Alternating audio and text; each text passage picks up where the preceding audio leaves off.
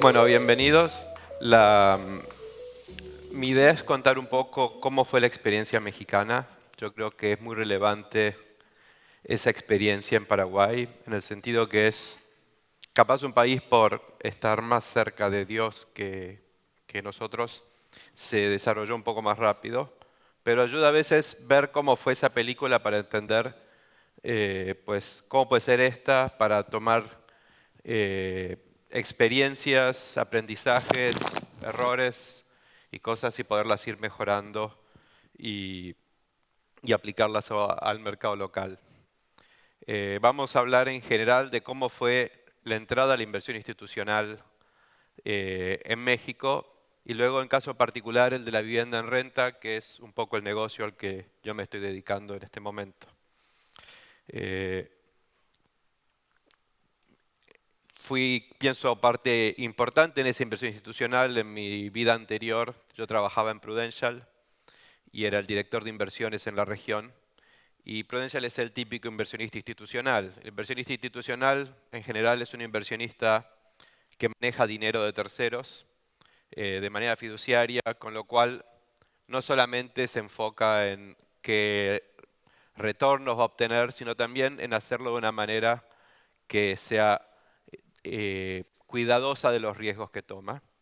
Por lo general son inversionistas que pueden invertir en cualquier país del mundo y escogen algunos y otros no, eh, por cuestiones de países con menos riesgo, países con más oportunidad, países donde pueden invertir y saber que su inversión no va a estar en peligro.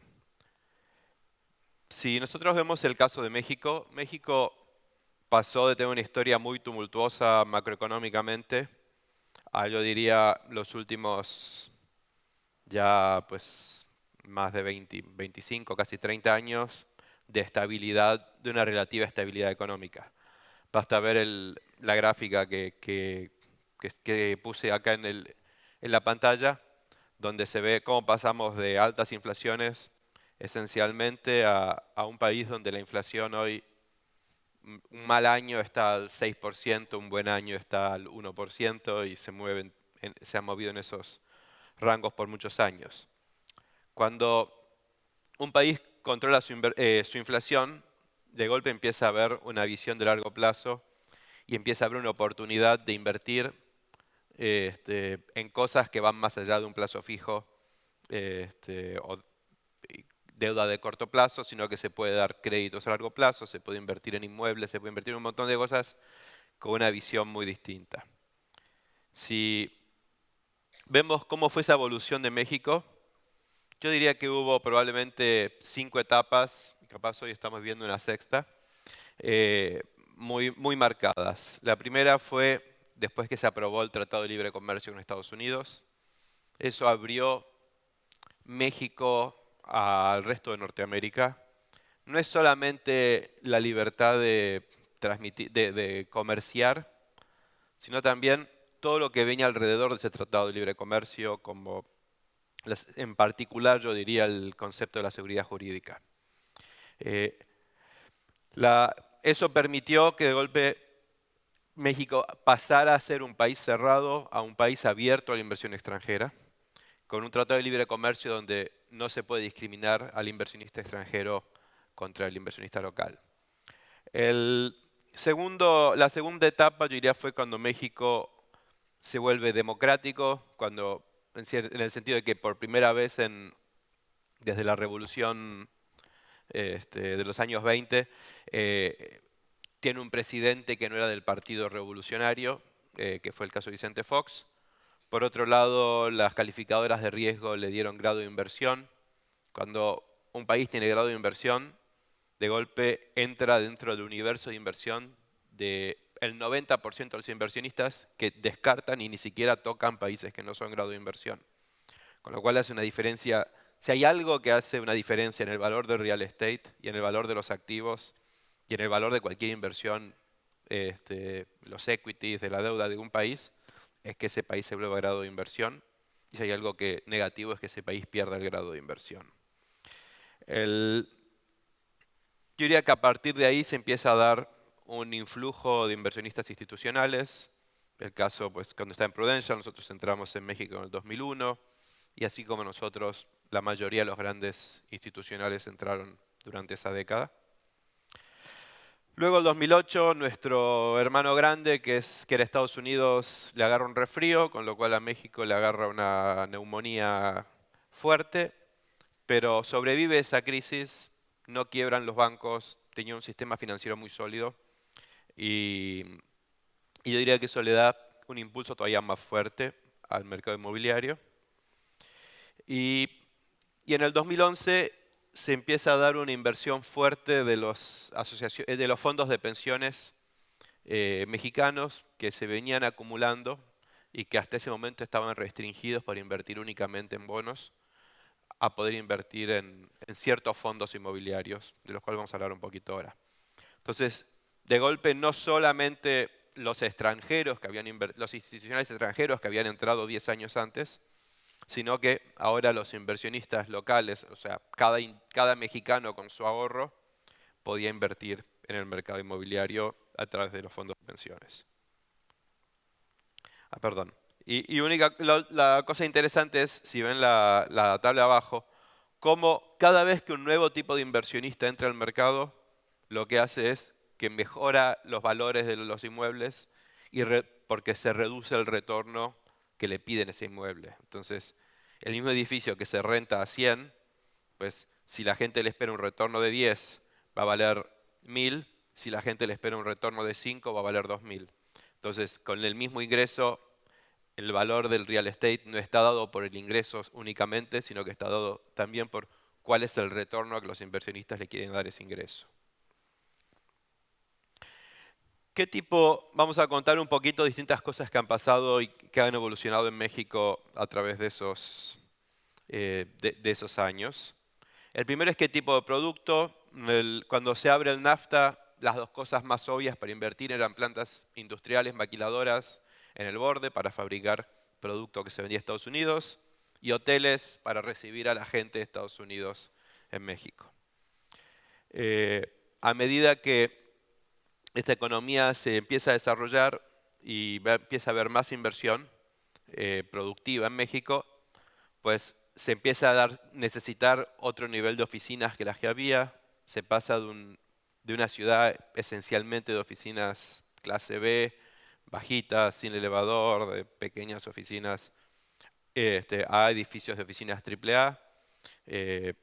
Reichmann es un desarrollador de Canadá con dinero hace la torre más alta de América Latina de oficinas.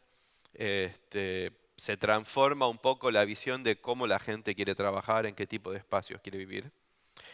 Y también se empieza a dar una inversión fuerte en parques industriales. Esencialmente esa misma actividad maquiladora no hecha ya en fábricas metidas en el medio de la ciudad, sí, sino en parques con una infraestructura logística, con ubicaciones especiales, con electricidad, con desagüe, con planta de tratamiento, con todo lo que se necesita para, para que una industria pueda operar fácilmente. Hacia el 2000 se empieza a desarrollar centros comerciales. Al ya haber inversión a largo plazo, ya no se necesita salir a vender locales, sino que desarrolladores podían quedarse con el centro comercial completo.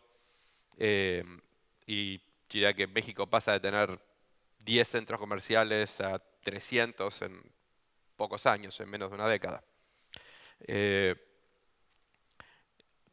Se van desarrollando los distintos productos. Yo diría que para el 2008 empezamos a ver productos de usos mixtos, que obviamente es una mejor calidad de vida que tener un edificio de oficinas por un lado, uno de vivienda por otro, hotel por otro. O sea, edificios como este donde se combinan los usos es una cosa bastante reciente, y solamente con un mercado, digamos, más evolucionado y más competido, y con bancos que pueden entender cómo financiar este tipo de productos más complejos, se podía dar eso. Por eso es que se dio recién, yo diría varios años después. Y yo diría que muy interesante, capaz uno de los últimos productos que vimos así distintos entrar de manera institucional en México fue el tema de la vivienda en renta. Diría que si hablamos ahora, probablemente ya empezaremos a agregar todos los conceptos de coworking, co-living, lo que sea. Pero yo diría que en punto de vista institucional todavía no es tan fuerte la inversión en esos productos, son más bien desarrolladores que están abriendo camino y que yo creo que pronto los institucionales empezarán a invertir ese tipo de producto también.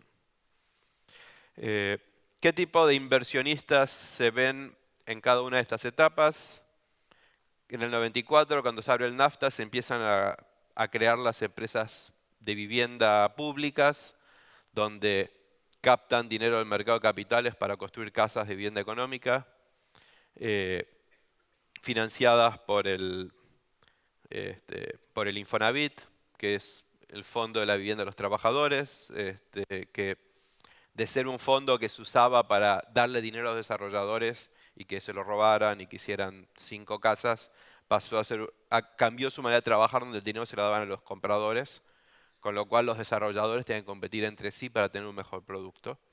Ese programa fue súper exitoso, se llegaban a hacer en el mejor año, creo que fue en el 2007, más de 1 millón de viviendas en México por tener un programa así, que en un país como en toda América Latina que tenemos déficits muy fuertes, poder hacer esa escala de producción es impactante. Eh,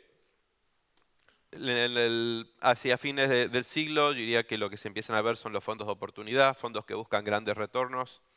este, y, y yo diría que aún más que el hecho de que entran fondos internacionales, lo interesante fue que los bancos empezaron a prestar ya no a las empresas, sino a los productos. Y eso es muy importante, porque cuando los bancos solamente le prestan a los empresarios, solamente los 5 grandes empresarios del país pueden hacer negocio y el resto del mercado nada.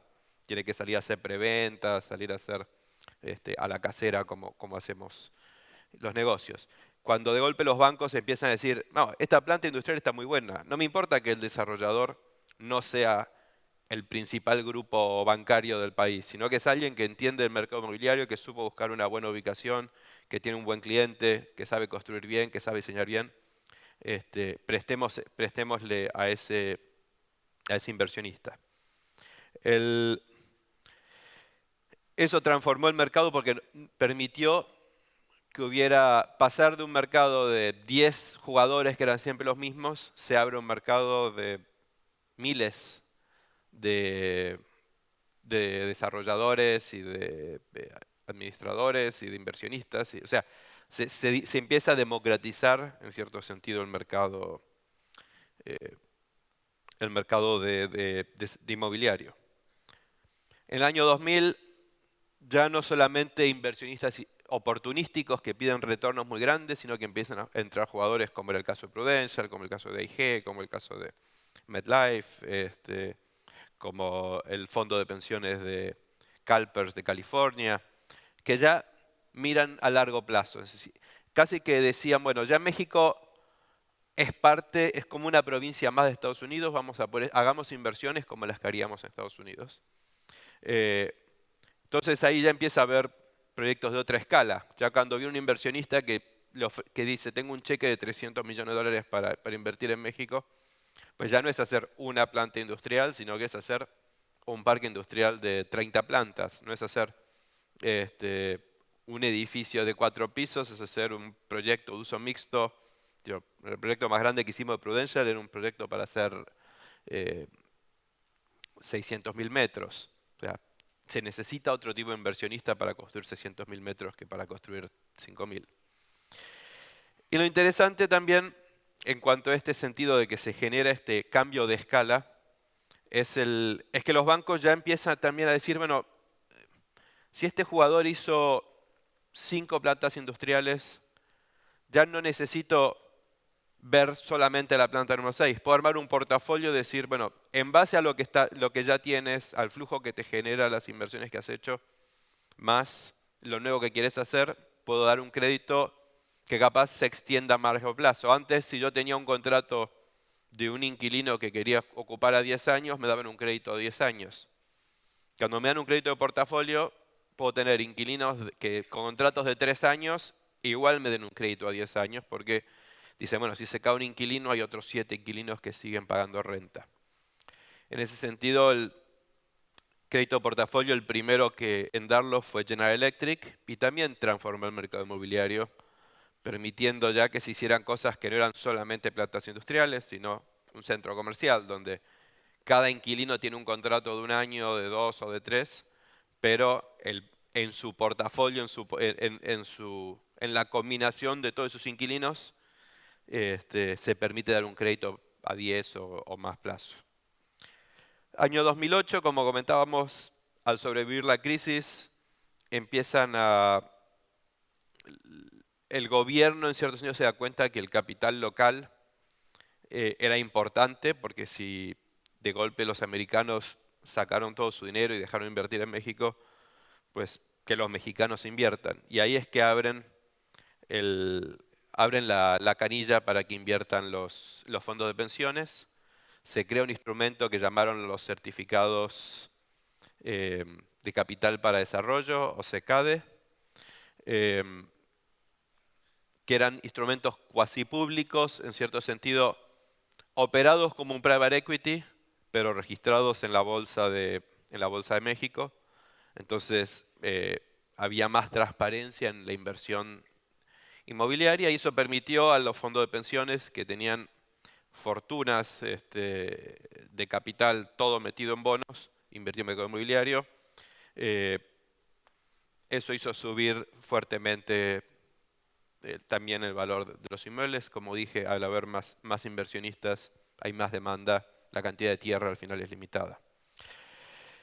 Y en el 2011 aparecieron las fibras, que es el equivalente al REIT, creo que que la palabra significa Fondo de Infraestructura y Bienes Raíces, que eran fondos públicos donde la gente puede comprar y vender acciones de una empresa cuyo contenido es exclusivamente edificios que generan renta.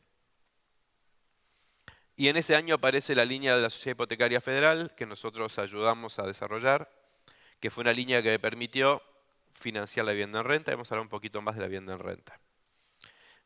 Cuando nosotros empezamos hace 15 años a hacer vivienda en renta, nadie había hecho un edificio institucional de renta en más de 50, cuando todos los países latinoamericanos, y diría del mundo, les agarró esas ideas ridículas de congelar las rentas, pues se dejó de construir vivienda en renta en toda la región.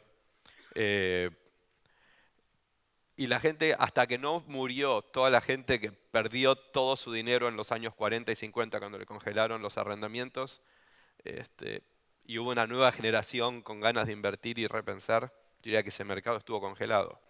Todavía hoy, cuando uno va a alguien a ofrecerle este producto, alguien de 80 años dice, no sé, cuidado que me pasó cuando era joven, que Perón congeló las rentas en Argentina y su equivalente en cada uno de los demás países. Pero bueno, este concepto de vivienda en renta, si uno se fija en portafolios de cualquier inversionista institucional americano o internacional de fondo de pensiones, va a ver que el principal activo inmobiliario que tiene son edificios de vivienda en renta. Luego oficinas, y entre esos dos es casi el 75%, y luego algo de hoteles, algo de plantas industriales, algo de otros usos. Entonces, estamos en Prudencia, le decíamos, pues, ¿por qué no se está haciendo esto en América Latina? ¿Por qué acá los inversionistas están haciendo cosas de alto riesgo, como vivienda en venta, como hoteles, y no están haciendo lo que hacen en otros países de bajo riesgo, como es la vivienda en renta o en alquiler? Entonces empezamos a desarrollar ese producto, ver por qué no funcionaba, por si funcionaba, y lo que nos dimos cuenta es que sí funcionaba, que simplemente no se había estado haciendo, pues porque no había financiación adecuada, porque, como digo, había una historia, un mito urbano del pasado de que no había funcionado. Entonces buscamos los primeros proyectos. El primero que hicimos fue un edificio de oficinas que no tenía estacionamiento, con lo cual ya no servía de oficinas y que lo estaba abandonando un inquilino, y dijimos, bueno, vamos a convertir ese edificio en departamentos. Y de ese primer proyecto a hoy ahora vamos a ver, pues el mercado ha evolucionado muchísimo y ha crecido muy fuerte. Eh,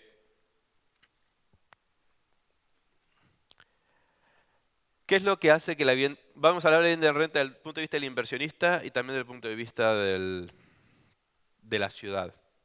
Para el inversionista, el activo en renta en general es un buen activo como inversión.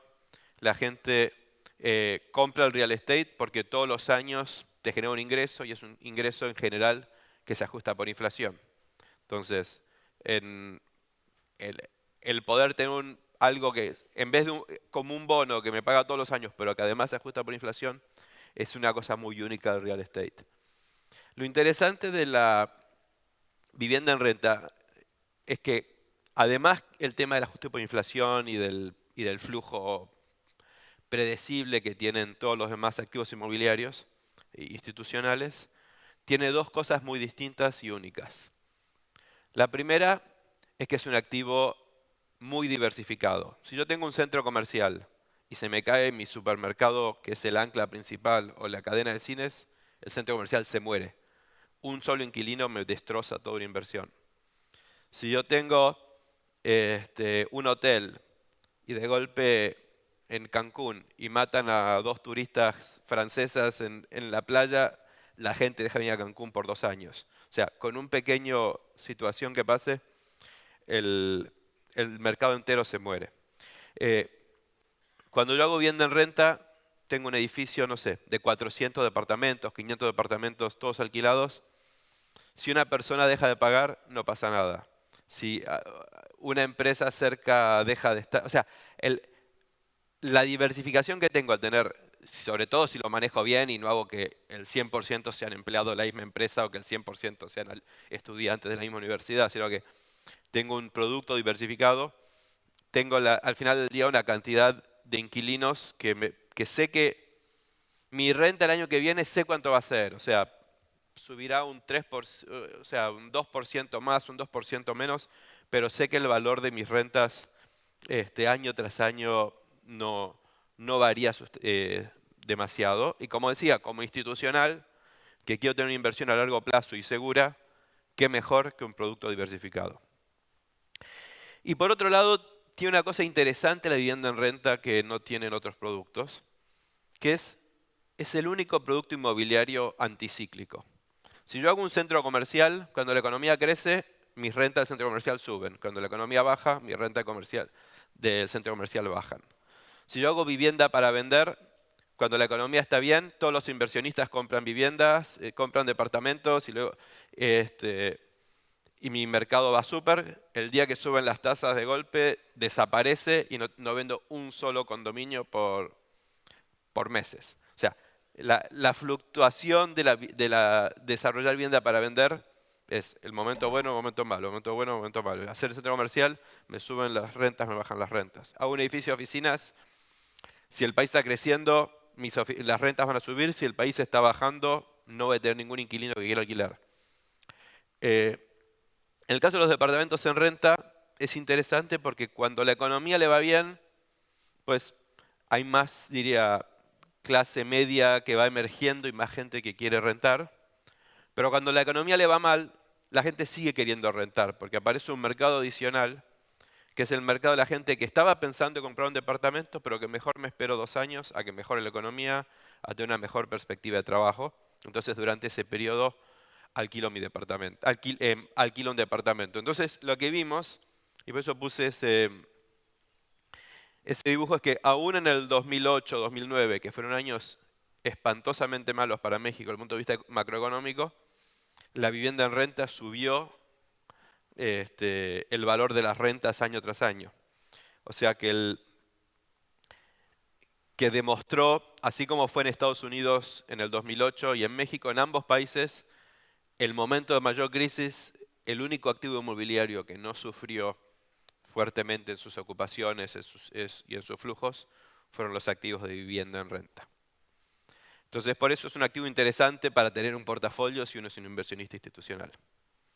Em, que este slide es un poco largo y complicado, pero yo diría que esencialmente es un poco lo que acabo de comentar. Que el activo de vivienda en renta es un activo diversificado y de bajo riesgo. No quiero decir que los más activos, o sea, son importantes y obviamente hay necesidad de construir viviendas, plantas industriales, oficinas, centros comerciales. Lo que digo que es un buen activo para tener un portafolio para un institucional. Em, Contando un poco, 15 años de hacer viviendas en renta, ¿qué es lo que aprendí? Primero, eh, que es súper importante diseñar bien el producto. Eh, Hemos ido evolucionando, los edificios, nuestra versión 1.0 de la vivienda en renta es muy distinta que la versión 3.0 que estamos haciendo ahora. Aprendimos, al principio hacíamos departamentos en venta más chiquitos y creíamos que eso era un departamento en renta y no, es muy distinto el producto.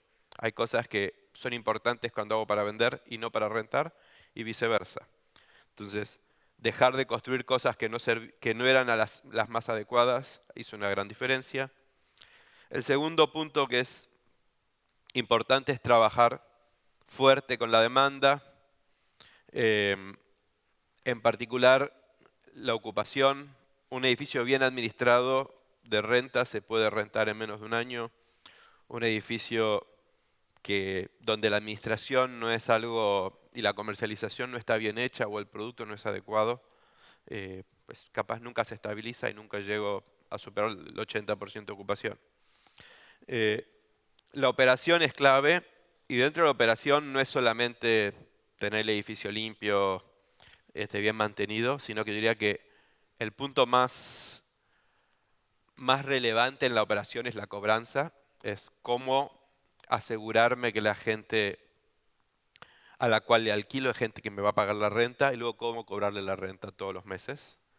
Esencialmente es el trabajo del señor Barriga, ¿no? Que va a cobrarle la renta a sus inquilinos. Pues tenemos que tener un buen señor Barriga que haga que la gente quiera pagar. Eh, el, el tema de la financiación es clave. Cuando llegamos al principio a hacer este producto, los bancos decían, bueno, dame los contratos que tengas y te descuento los contratos. Y con eso, pues, me hubieran dado el 2% del valor del edificio. O sea, tuvimos que enseñarle a los bancos cómo se evalúa el negocio de vivienda en renta, cómo se hace un modelo, cómo se hace el underwriting. De hecho, trabajamos con un banco extranjero en el primer crédito y la manera de convencer al banco fue traer a la gente de nuestra oficina de Nueva York, o sea, de la oficina de ese banco de Nueva York con la que trabajábamos en Prudential allá, a explicarle a la oficina de México cómo hacían sus underwritings. Eh,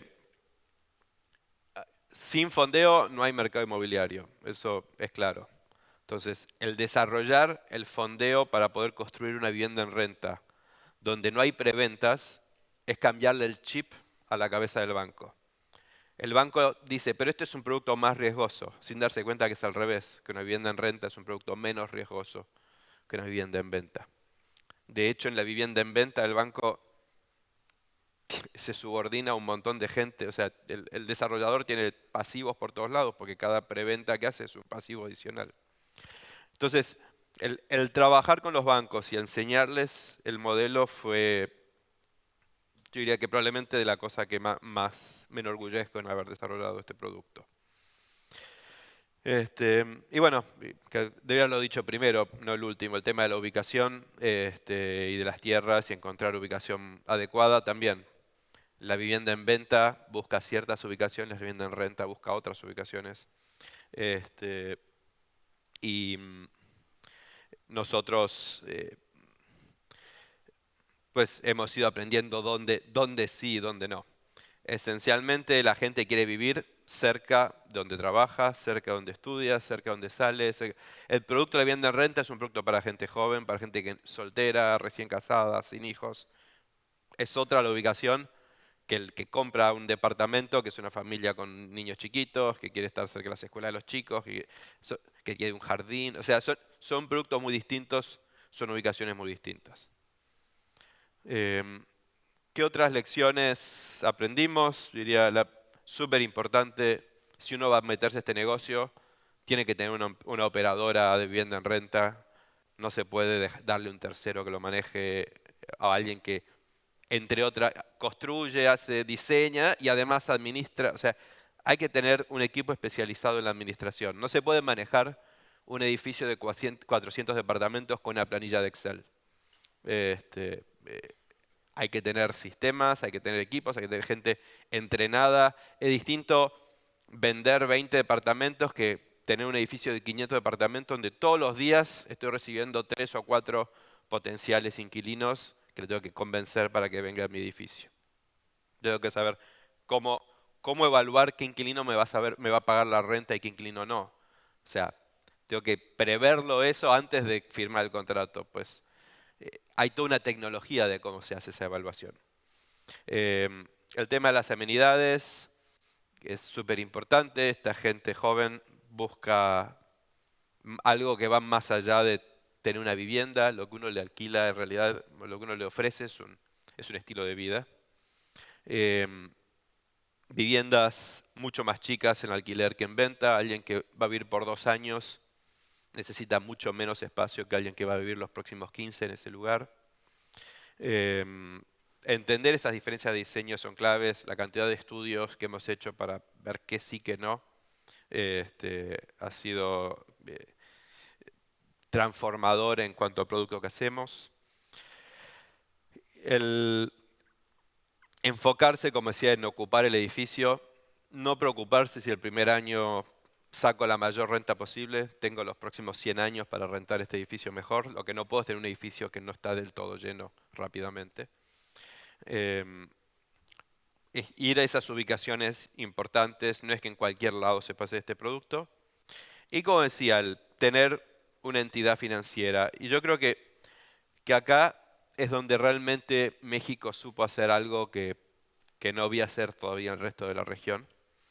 Es que el gobierno se dio cuenta que la vivienda en renta no era nada más un producto inmobiliario para inversionistas, como he venido hablando ahora, sino que además era la única manera, o una de las pocas maneras para dar vivienda accesible en áreas caras de la ciudad. O sea, hoy en México se está vendiendo viviendas en Polanco a $10,000 el metro. Nadie puede pagar eso. O sea, un empleado, un año de trabajo puede comprar un metro cuadrado. No, se estaba volviendo una ciudad donde solamente los súper ricos pueden vivir en las zonas buenas de esa ciudad. Yo estoy haciendo un edificio, al lado mío se venden departamentos de $1,000,000 y en mi edificio se van a cobrar rentas de $900 al mes. Entonces, el poder hacer una vivienda en renta con dinero institucional que pide retornos más bajos, etcétera, permite que haya oferta de vivienda económica en lugares, o no económica, vivienda, o sea, no es vivienda social, pero sí es una vivienda accesible para mucha gente que si no, no puede acceder a vivienda, que tienen que seguir viviendo con sus padres hasta los 40 años. O sea, el día que se casan y no hay... es bueno para una ciudad que la gente tenga más opciones de vivienda. Y el gobierno federal se dio cuenta que en su plan de vivienda tenía que incluir a la vivienda en renta como un componente. Y así fue que nos sentamos con la Sociedad Hipotecaria Federal, en base a la experiencia que ya teníamos con otros bancos privados, a diseñar un producto que fuera útil para desarrollar el sector. Al final del día no necesitamos subsidios, no necesitábamos nada, lo que necesitábamos era bancos que nos permitan construir un edificio sin preventas y luego que nos presten el dinero a largo plazo. Entonces, esencialmente se creó un producto que tiene 2 componentes, un componente de corto plazo donde la Sociedad Hipotecaria Federal presta para la construcción y luego una vez que el edificio está construido y rentado, ese se convierte en un crédito a largo plazo de tasa fija que hoy están prestando 15 o más años, que permite nuevamente, o sea, tener una buena deuda hace que las rentas puedan ser más bajas y la vivienda más accesible. Desde que se hizo el programa hoy se financiaron 17 proyectos, más de 4.000 viviendas. La vivienda en México en renta yo diría que hoy se consolidó como un producto hace 15 años todos me decían, estás loco, esto no funciona. Hoy es un producto importante del menú de cosas que puede hacer un desarrollador inmobiliario. Hay más de 20 desarrolladores distintos haciendo cosas. Mi empresa Metro Buildings, por ejemplo, está haciendo edificios de 400, varios edificios de 400 departamentos cada uno. O sea, eh, es un negocio donde hoy se pueden hacer cosas de gran escala. Es interesante que hay inversionistas extranjeros que están invirtiendo en el mercado inmobiliario en vivienda en renta. El gobierno de Singapur, Ivanhoe, que es el fondo de pensiones de Canadá, el fondo de pensiones del estado de Washington. O sea, hay jugadores de la Fórmula 1 de real estate que están invirtiendo en vivienda en renta en México. Y por otro lado, los edificios que ya se crearon y ya están funcionando, le está yendo muy bien. Tienen tasas de ocupaciones del 96, 97%. O sea, la incobrabilidad, al hacer bien el proceso de elegir a los inquilinos y cobrarles, es menos del 0, creo que es el 0.2% de incobrabilidad, que es casi nula. Y no sé, todo el mundo dice, no, pero en este país es distinto porque acá allá es igual de mal, en México es igual desastroso el sistema jurídico que en el resto de América Latina. Lo importante no es hacer las cosas bien para no llegar a tener que lidiar con un juez. Y por último, los fondos de pensiones que también ya empezaron a entrar a través de estos instrumentos de CECADES e invertir en esto, que creemos que a la larga es el producto ideal para un fondo de pensiones. Tomar las jubilaciones de hoy, ponerlas en un edificio de departamentos y todos los meses cobrar un dividendo con el cual pueden pagar las pensiones después. Estos son los miembros de la Asociación de Vivienda en Renta. Hoy hay 15 proyectos que están operando, 15 en construcción y 43 más de terrenos comprados para hacer viviendas en renta en México. Y acá la cantidad de departamentos, 5.000 departamentos que están operando, 2.500 en construcción y 8.000 más en desarrollo. Aquí hay una lista de todos los que somos miembros de la Asociación de Vivienda en Renta. Y fue importante crear la asociación también para, yo diría, compartir entre nosotros. Hay una asociación que no es una asociación de lobby o qué sé yo, sino es más bien una asociación de compartir. Al ser una industria nueva, necesitamos compartir experiencias, ayudarnos. Cada vez que alguien termina un edificio, vamos todos a ver cómo lo hizo, qué ideas distintas tiene. O sea, entre todos yo creo que nos estamos ayudando a crear una industria mejor. Y en eso siento que mi impresión de lo que está pasando hoy en Paraguay también, hay como una visión como industria de ayudarse para crear una industria mejor. Y creo que eso al final del día es algo realmente importante en el desarrollo del mercado local. Bueno, muchas gracias.